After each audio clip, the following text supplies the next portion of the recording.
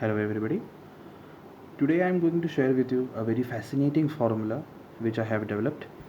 This is a novel technique to multiply pair of two-digit numbers, and this is one among the many formulae that I have invented recently, and I have given them the title the philosopher's rule. So this formula is the first one. So this is called the philosopher's rule part 1.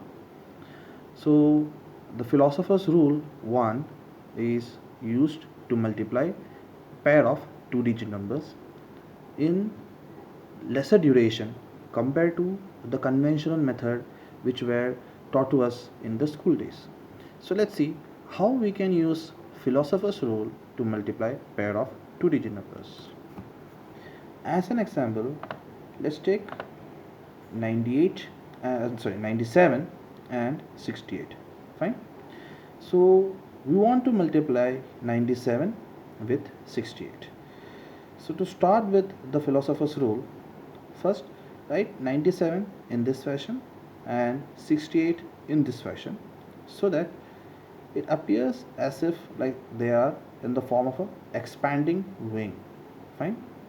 So 9 should be at the top and little to the left should be the 7. Similarly, for 68, 6 should be at the top, 8 should be little to the right. Fine. Once you have done this, in the next step, we will make a 4 by 4 grid as shown over here.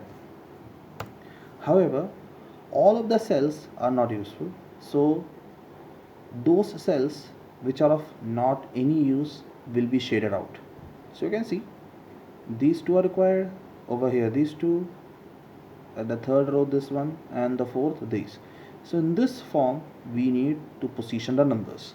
So actually what I was trying to show with the help of the grid is basically we have to position 4 two-digit numbers in this peculiar design. Once you get the hang of it, there is no need to prepare the grid. You can just directly write the numbers and solve to get the result. Fine. So now let's see how we will get the numbers that can fill up the cells. So in the first step, multiply the top left digit with the bottom right digit as indicated by the red arrow. The result, which is 72, will be filled in the first row. Clear? In the second step, multiply the bottom right digit with the bottom left digit as shown by the blue arrow, and the result, which is 56, will be filled in the second row. Clear? The next step, multiply the bottom left digit with the top right digit as indicated by the green arrow. So the result 42 will be filled in the third row. Clear? And next step, multiply the top right digit with the top left digit as indicated by the orange arrow, and the result 9 6 are 54, which will be filled in the fourth row. Okay? That means the steps that we have to follow is first 9 into 8, second 8 into 7, then 7 into 6, then 6 into 9. 4 results will be there, and the 4 of them should be placed in this fashion. Once it is done, the last step is to add them top down. So, and we will be starting from the right side. Okay. So let's add all the numbers which are there in the extreme right column.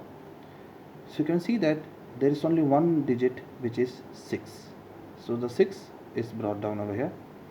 Now let's come to one row previously.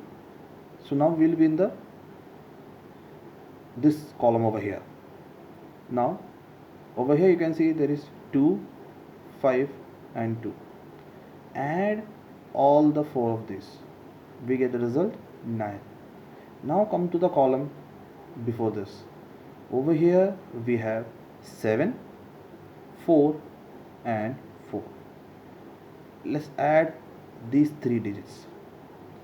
The sum of 7, 4 and 4 will be 15.